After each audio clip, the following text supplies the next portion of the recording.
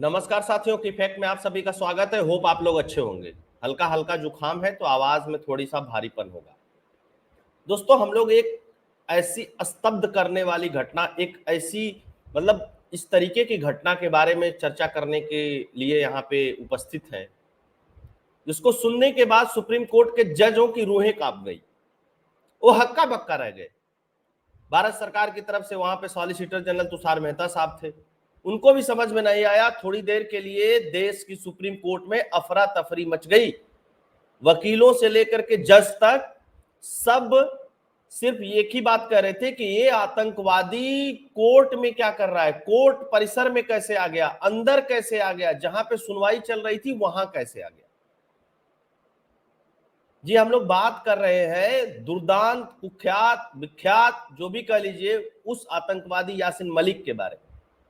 आप लोगों को पता है कि टेरर फंडिंग के मामले में यासीन मलिक को आजीवन कारावास की सजा मिली हुई है और यासीन मलिक आजकल तिहाड़ जेल में बंद है। तिहाड़ जेल आती है केजरीवाल के पास। तिहाड़ जेल पे पूरा कंट्रोल है केजरीवाल का। तो पहला सवाल ये उठता है यहां से कि यासीन मलिक कैसे पहुंचा सुप्रीम कोर्ट और जजों ने क्या कहा और क्या टिप्पणी की इससे। क्यों? क्योंकि जैसे ही यासीन मलिक को कोर्ट में दो जस्टिस की बेंच ने देखा, उन्होंने तुरंत कहा कि ये किसके कहने पे एक इस आतंकवादी को कोर्ट परिसर में लेकर के चले आए हो, जहां पे सुनवाई चल रही है वहां पे लेकर के चले आए हो। तुषार मेहता सहित जितने भी लोग थे, सबने कहा कि इस तरीके की कोई नोटिस ही जारी नहीं हो जिसमें यासीन मलिक को प्रत्यक्ष प्रस्तुत होने की बात कही गई हो।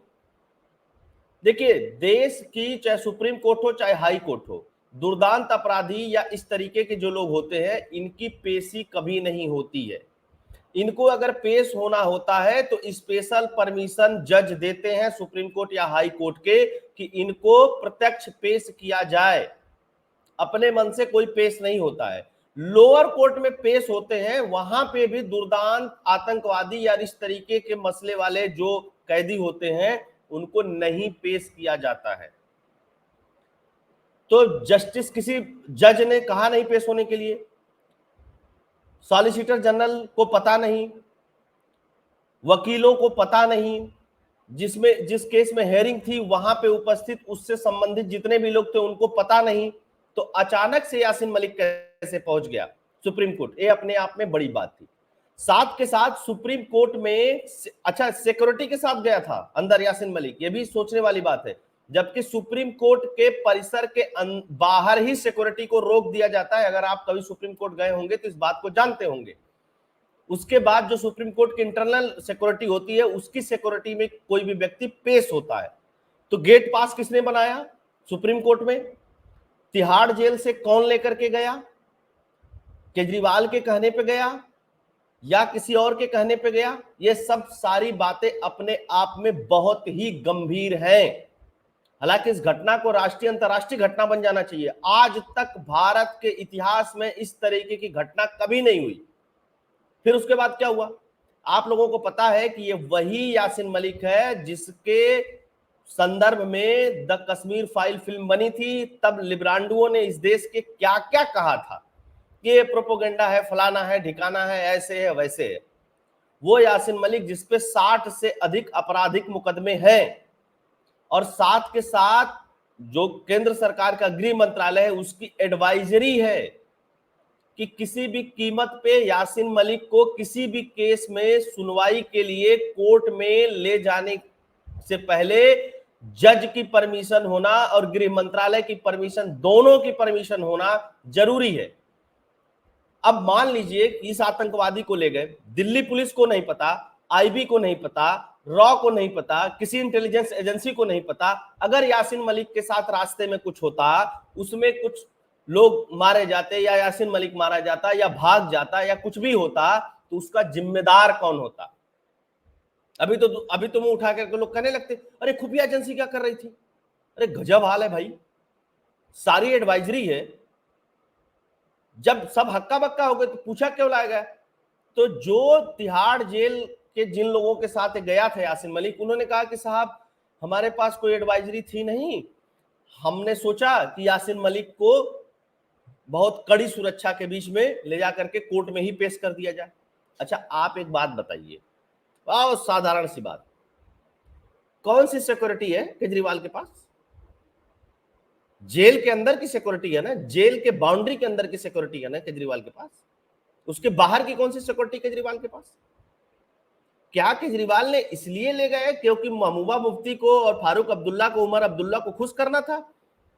क्योंकि जो अभी मीटिंग हुई थी इन लोगों की, जो बनाए हैं ये लोग 26 पार्टियों की अपोजिशन की मीटिंग, उसमें जब केजरीवाल ने दिल्ली ऑर्डिनेंस को लेकर के इनसे मदद मांगी थी, तो जम्मू कश्मीर के नेताओं ने कहा था 370 पे, तो तुमको याद नहीं आया? तो क्या उस 370 इन सब सारे संदर्भों से जोड़ करके केजरीवाल जम्मू कश्मीर के नेताओं के दिल में अपने लिए सिंपैथी पैदा करने के लिए यासीन मलिक को लेकर के गया था वहां? फिर क्या हुआ दोस्तों? जो जजों की बेंच बैठी थी उन्होंने केस की सुनवाई करने से मना कर दिया, 4 हफ्ते बाद का केस दे दिया। आप समझिए कितना गंभीर मसला है। यह मैं बढ़ा चढ़ा करके नहीं कह रहा हूं। पता नहीं इस अखबारों ने कितना इस खबर के बारे में कवर किया, कितनी बातें की, कितनी बातें नहीं की, मैं उसके बारे में नहीं जानता। लेकिन आप एक चीज जानिए कि यह इतना बड़ा या तो षड्यंत्र है, या केजरीवाल का अपना जो बड़बोलापन है, या जो जो वो बढ़ा चढ़ा करके चीजों को दिखाना चाहता है वो है, या तो ये बहुत सातिर है। इतनी बड़ी चूक, इतनी बड़ी, हो सकता है सुप्रीम कोर्ट पे हमला ही हो जाता, हो सकता है कहीं से सिक्योरिटी ब्रीच हो जाती, उसके बाद जिम्मेदारी कौन लेता? चलिए मैं आप लोगों को कुछ चीजें दिखाता हूं जो अखबारों ने लिखा कि सुप्रीम कोर्ट में शुक्रवार को जज उस समय हैरान हो गए जब उन्होंने जम्मू कश्मीर लिबरेशन फ्रंट के कमांडर यासीन मलिक को व्यक्तिगत रूप से सामने मौजूद पाया। अदालत ने कहा कि हमने ऐसा कोई आदेश नहीं दिया था जिसमें यासीन मलिक को कोर्ट में हाजिर किया जाए। सुप्रीम कोर्ट में यासीन मलिक की पेशी पर केंद्र सरकार ने भी चिंता जताई। सॉलिसिटर जनरल वहीं थे। यासीन मलिक पर 60 से अधिक आपराधिक मुकदमे दर्ज हैं। टेरर फंडिंग मामले में दोषी ठहराए जाने के बाद यासीन मलिक तिहाड़ जेल में आजीवन कारावास की सजा काट रहा है। गृह मंत्रालय का स्पष्ट निर्देश है कि उसे जेल के बाहर नहीं ले जाया जाएगा। जब भी कोर्ट की सुनवाई होगी उसकी पेशी वर्चुअल तरीके से ही होगी। यही एक नया तरीका है।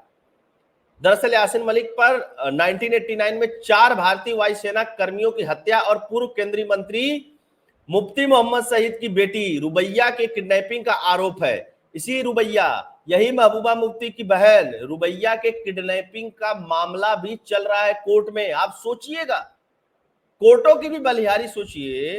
1980 32 साल से आतंकवादी ऐसे ही घूम रहे हैं। मनमोहन सिंह बुला करके जब प्रधानमंत्री थे तो अपने ऑफिस में डिनर करते थे, बैठ करके साथ में गिफ्ट देते थे। आपकी अदालत में आता था। 2008 में इंडिया टुडे ने इसको यूथ आइकन घोषित किया था। अरुंधति राय जैसी पत्रकार इसको लेकर के पता नहीं क्या क्या लिखती थी, पढ़ती थी, कहती थी।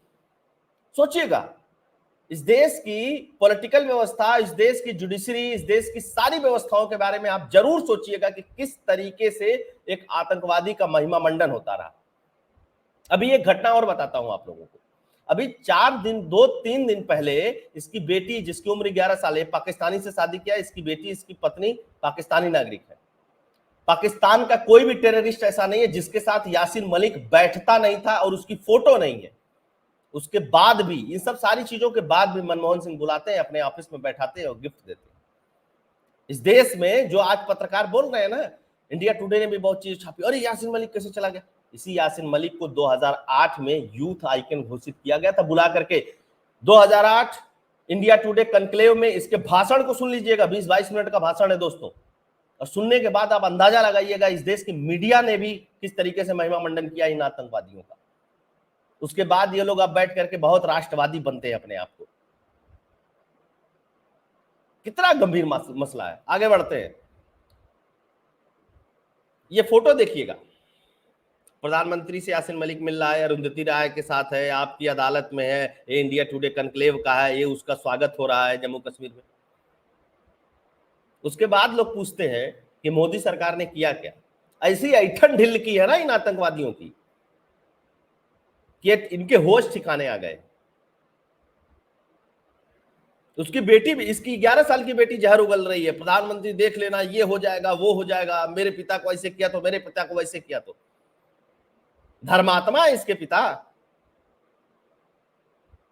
है। वही मुफ्ती महबूबा मुफ्ती कहती है कि इसके मामले में विचार होना चाहिए। तुम्हारी बहन को जब इसने अगवा किया था, उसके बाद 4 दुर्तांग आतंकवादियों को छोड़ा गया था, जब इसी महबूबा मुफ्ती का पिता जो था इस देश का गृह मंत्री हुआ करता था। भूल जाए सब। पता करिएगा कि मैं सही कह रहा हूं कि नहीं कह रहा हूं।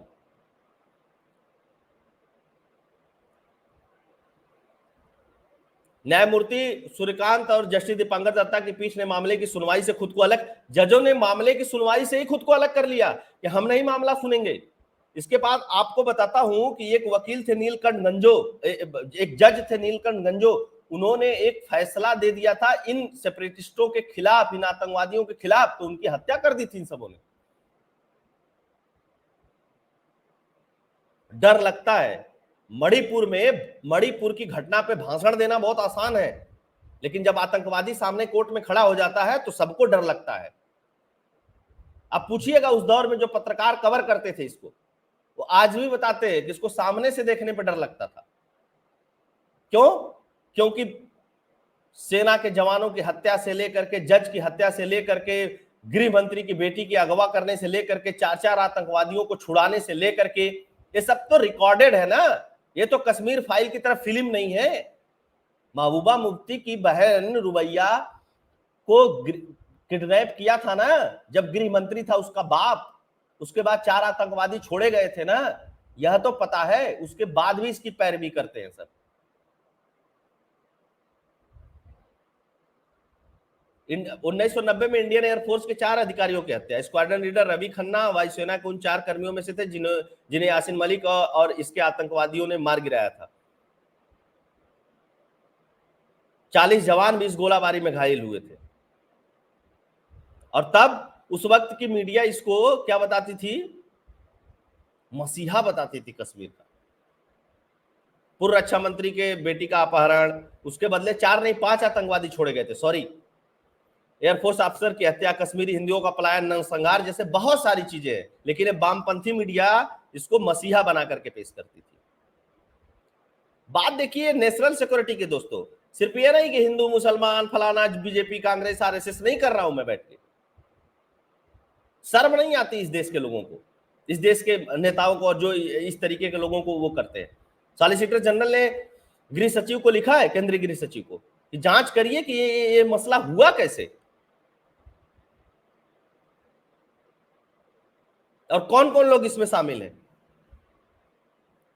2008 में इंडिया टुडे के कनक्लेव में यूथ आइकन का अवार्ड, इंडिया टीवी में आपकी अदालत में इसको बुलाया, मनमोहन सिंह ने बुला करके कार्यालय में किया। मतलब क्या क्या चीजें करेंगे भाई साहब आप लोग इस देश के साथ? क्या मजाक चल रहा है? इतना प्रोटोकॉल, इतनी एडवाइजरी, इतनी गाइडलाइन के बाद वो सुप्रीम कोर्ट में जाकर के आप उपस्थित हो जा रहा है। कल के लिए कुछ हो जाता तो केजरीवाल कहते जी हमको तो साहब कुछ पता ही नहीं, दिल्ली पुलिस तो हमारे पास है ही नहीं, हमारे पास दिल्ली पुलिस है ही नहीं साहब, हम तो, हमारे पास तो कोई डिपार्टमेंट ही नहीं साहब, हम तो किसी फाइल पर साइन ही नहीं करते, तो हमको कैसे पता रहेगा साहब?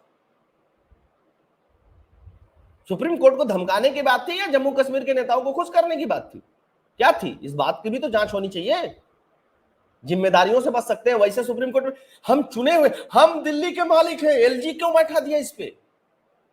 तुम दिल्ली के मालिक हो तो ये किसकी जिम्मेदारी है? तिहाड़ जेल भी तो तुम्हारे अंदर ही है। तुमने दिल्ली पुलिस को सूचना दी, तुमने दिल्ली पुलिस से कंसल्ट किया इसके सिक्योरिटी को लेकर के, तुमने सुप्रीम कोर्ट से पूछा कि हम इसको पेश करने वाले हैं, तुमने गृह मंत्रालय को पत्र लिखा, तुमने जांच एजेंसियों, सुरक्षा एजेंसियों को इसके बारे में अवगत कराया, कैसे पहुंचा दिया? अब जेल के डीजी कह रहे हम इसकी जांच करेंगे। अरे तुम जांच क्या करोगे? खेल कर रहे हो बैठ करके तुम लोग देश की नेशनल सिक्योरिटी के साथ, और जांच करोगे?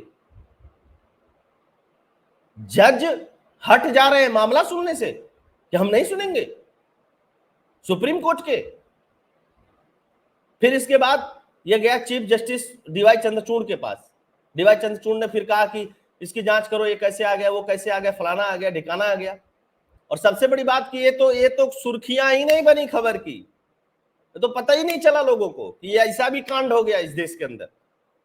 हालांकि कुछ अखबार इसके ऊपर लिखना शुरू कर दिए हैं, कुछ कुछ कहीं कहीं चीजें चली हैं। थंबनेल में देखिएगा एकदम शान से फाइल लिए हुए जैसे आ रहा है कोई बहुत बड़ा नेता हो। और ये एक्यूज्ड ही नहीं है, ये सजा याफ्ता कैदी है, आजीवन कारावास की सजा मिली हुई है इसको टेरर फंडिंग मामले में। तो सवाल पूछते रहिए। सरकारें आती जाती हैं, देश यहीं रहेगा, हम रहें या न रहें, यह महत्वपूर्ण है। तो आप सभी लोग जुड़े, बहुत अच्छा लगा। सभी से आग्रह रहेगा कि चैनल को लाइक करिएगा, शेयर करिएगा, सब्सक्राइब करिएगा।